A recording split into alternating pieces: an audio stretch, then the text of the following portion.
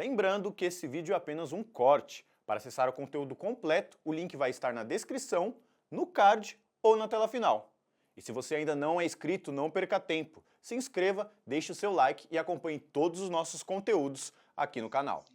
E a gente está trabalhando num período em que os militares eles usurpam por 21 anos no Brasil o poder da presidência da República e Sim. estruturam aqui internamente uma, um arcabouço que vai permitir, desde o guarda da esquina até esses operativos militares, mais uma cadeia de comando que remete à presidência, a execução e a ocultação do cadáver dos chamados subversivos, como você colocou, Carla. E quem decide quem deve morrer e quem deve viver, né? Recentemente, um professor da Faculdade de História da Fundação Getúlio Vargas, aqui de São Paulo, Matias Spector, também um pesquisador de arquivos, descobriu um arquivo da CIA que estava já há algum tempo disponível, né? A CIA, os Estados Unidos, eles têm de tempo em tempo, eles desclassificam alguns documentos. Uhum. E ele localizou um documento de 74 em que o Geisel autoriza, dá continuidade à política de execução de subversivos. Só que o Meu Geisel, Deus. como é de uma linha diferente da linha do Médici, que o antecedeu, o Médici foi o ditador de 69 a 74.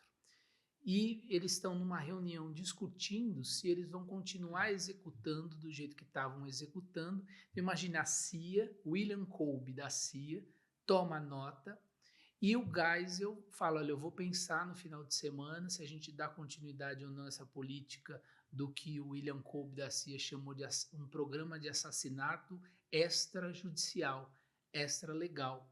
E o Geisel retorna no final de semana e autoriza o João Figueiredo, que depois viria a ser o nosso último ditador, à época ele era o diretor do SNI, do Serviço Nacional de De Informações, informação. e ele fala, vamos moderar um pouco, vamos exterminar só os subversivos perigosos. E quem vai decidir sobre se é um subversivo perigoso ou não é o João Batista Figueiredo. Então veja, aquela que a gente falava, os porões da ditadura, eles estão ligados aos sótãos dos generais. E esse poder de vida e morte coube ao João Figueiredo, neste caso, essa estrutura. E que no caso da Operação Condor, isso se transnacionaliza. Isso Você tem esse ganha. documento? Sim, Ah, eu quero ver esse documento esse muito. documento foi publicado à época, o Matias Sper tá público, e nesse documento, então veja, graças à CIA, a gente tem a Um comprovação documento. cabal que o Geisel autorizava o extermínio, né? E com o Milton Tavares, que era o chefe do Serviço de Inteligência do Exército, e o João Batista Figueiredo. Então, veja, Carla, então, assim, para um negacionista que é aquela coisa, não, Meu não Deus. existiu tortura. Aí, se a gente comprova não existiu, os negacionistas vão falar, tá bom, foram casos isolados. Não, não foram casos isolados, há uma cadeia de comando que remete até o presidente da República. E é curioso como esse funcionário da CIA descreve isso, é um programa de assassinato extralegal ou extrajudicial, que é isso que a gente estava comentando. Se eles, mesmo com a legislação da ditadura, a gente enquadra um subversivo, prende, julga, leva para o tribunal militar, mas não, o que estava vigente na época é esse exterminismo, né? Esse extermínio de De, opositores políticos, de de pessoas. pessoas, que poderia ser pessoas que optaram pela luta armada, mas também que poderia ser por pessoas que não participaram da luta armada, mas que eram dissidentes políticos, como o caso do Rubens Paiva. O Rubens Paiva nunca foi ligado à luta armada. Ele era um trabalhista do quadro do João Goulart, né, do quadro Uhum. político. Estava, inclusive, afastado de atividades políticas no momento em que foi preso e sequestrado. Então, a gente está falando de crimes de Estado, de sequestro, de ocultação de cadáver, e a maior parte deles ainda hoje está na impunidade, né? Que horror, né? Então, e mesmo as pessoas que estavam na luta armada, elas tinham que ser levadas para que, né, o nosso sistema judiciário cuidasse delas, né? Tomasse as devidas medidas legais. E não você sair exterminando pessoas. Porque o que assim, e é muito, assim, é um terror.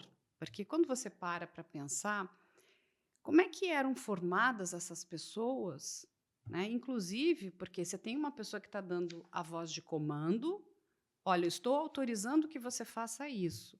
Você está imputando para alguém que ele seja um assassino, que ele tire a vida de uma outra pessoa. E quando a gente fala da ditadura, a gente não está falando de uma pessoa, foram várias pessoas. Então, você joga a responsabilidade de matar pessoas para alguém. E assim, quem são essas pessoas, né? Como é que essas pessoas foram formadas? Porque quando a gente até pensa, né, no nosso sistema, né, que seja o nosso sistema militar ou o nosso sistema policial, essas pessoas estão ali para defender e não para matar. Então, assim, como era feita a formação dessas pessoas é algo também que me intriga. Você era formado o quê? Para ser uma máquina mortífera? Né? É um, Essa dimensão da formação é muito, ou da deformação. é da Da deformação. deformação, é curioso que a gente estuda a chamada Escola das Américas, que é uma escola dos Estados Unidos, em que os Estados Unidos davam curso para militares de toda a América Latina, e que esses militares, de fato, eles se fanatizaram nessas Uhum. escolas, nessas doutrinas da segurança nacional, de tratar qualquer manifestação contrária à ditadura como uma subversão, como terrorismo interno. A gente teve lutas armadas, tivemos guerrilhas, a gente Uhum. também pode discutir que em ditaduras pessoas optaram por pegar em armas para combater essas ditaduras, mas a Operação Condor e também a nossa repressão interna, ela atinge tanto guerrilheiros, mas também como o Orlando Letelier, por exemplo, que foi assassinado na Rua das Embaixadas em Washington. Ele era do governo do Allende, do Chile, ele era um moderado, ele era um reformista, o próprio caso do Rubens Paiva.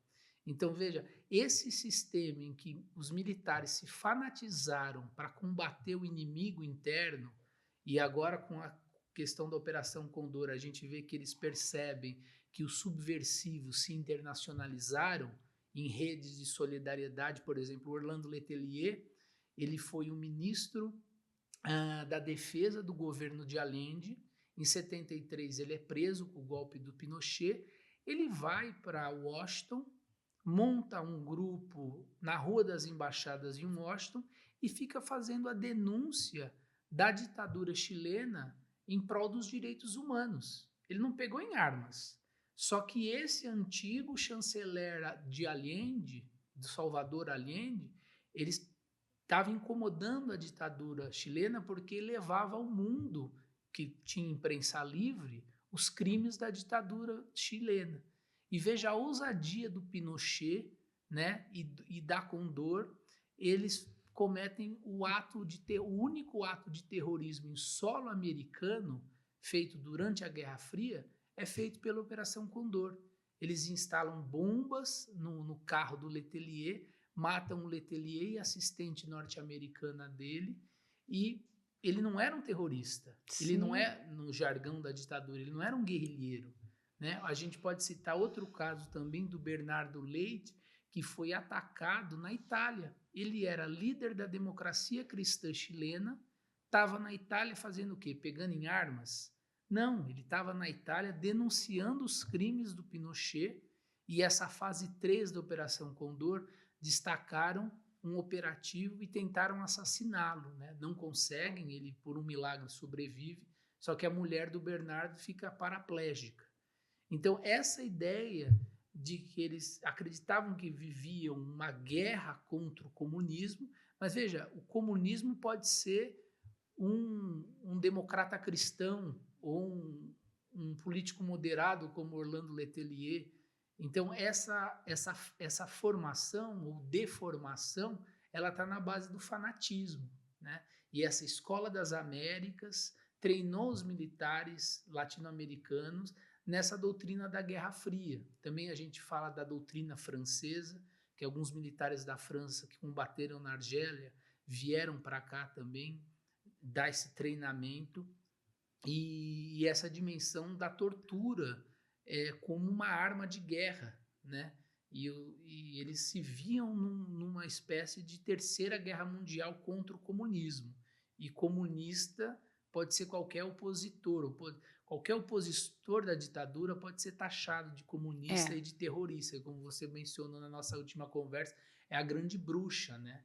Então, essa ideologia do anticomunismo, de taxar para você desumanizar o outro. Já que é comunista, então ele merecia esse destino. Então veja que a gente está lidando aqui com uma dimensão de estados, pelos seus aparatos militares, que encampam uma guerra transnacional contra críticos da ditadura.